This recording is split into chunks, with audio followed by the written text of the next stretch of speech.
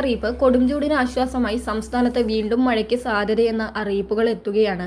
മഴ മുന്നറിയിപ്പുകളുടെ ഭാഗമായി വിവിധ ജില്ലകളിൽ കേന്ദ്ര കാലാവസ്ഥാ വകുപ്പ് യെല്ലോ അലർട്ട് പ്രഖ്യാപിച്ചിട്ടുണ്ട്.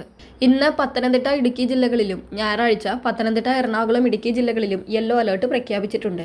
ഒറ്റപ്പെട്ട ശക്തമായ മഴയ്ക്കുള്ള സാധ്യതയാണ് പ്രവചിക്കപ്പെട്ടിരിക്കുന്നത്. അടുത്ത അറിയിപ്പ് സംസ്ഥാനത്ത് സ്വർണ്ണവിലയിൽ ഇന്ന് മാറ്റമൊന്നും രേഖപ്പെടുത്തിയിട്ടില്ല. 1,10,680 രൂപയാണ് ഒരു പവൻ സ്വർണത്തിന്റെ വില.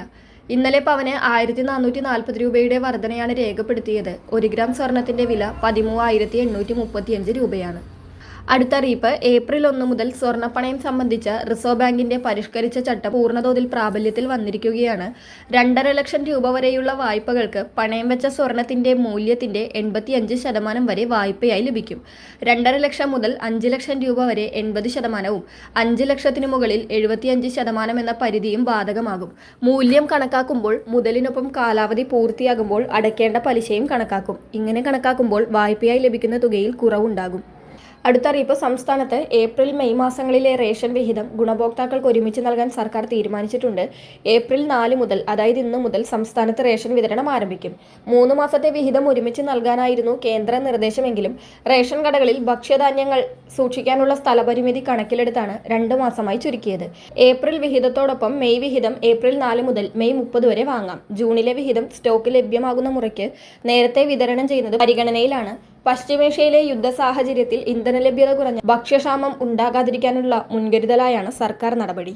അടുത്ത അറിയിപ്പ് മഹാത്മാഗാന്ധി ദേശീയ ഗ്രാമീണ തൊഴിലുറപ്പ് പദ്ധതിക്ക് പകരമായി Viksit Bharat guarantee for Rozgar and Ajeevika mission എന്ന പുതിയ പദ്ധതി ഏപ്രിൽ 1 മുതൽ ഔദ്യോഗികമായി പ്രാബല്യത്തിൽ വന്നിരിക്കുകയാണ്.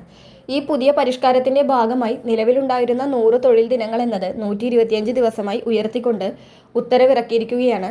കേരളം പോലുള്ള സംസ്ഥാനങ്ങളിൽ തൊഴിലാളികളുടെ പ്രതിദിന വേതനം 400 രൂപ വരെയാക്കി വർദ്ധിപ്പിക്കുവാനാണ് ഈ പുതിയ സ്കീമിലൂടെ ലക്ഷ്യമിടുന്നത്.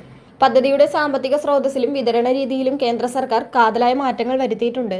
മുൻപ് ഭൂരിഭാഗം ഫണ്ടും കേന്ദ്രം നേരിട്ട് നൽകിയിരുന്ന സ്ഥാനത്ത് ഇനി മുതൽ കേന്ദ്ര സംസ്ഥാന വിഹിതങ്ങൾ 60-40 എന്ന അനുപാതത്തിലായിരിക്കും പുനർനിശ്ചയിച്ചിരിക്കുന്നത്.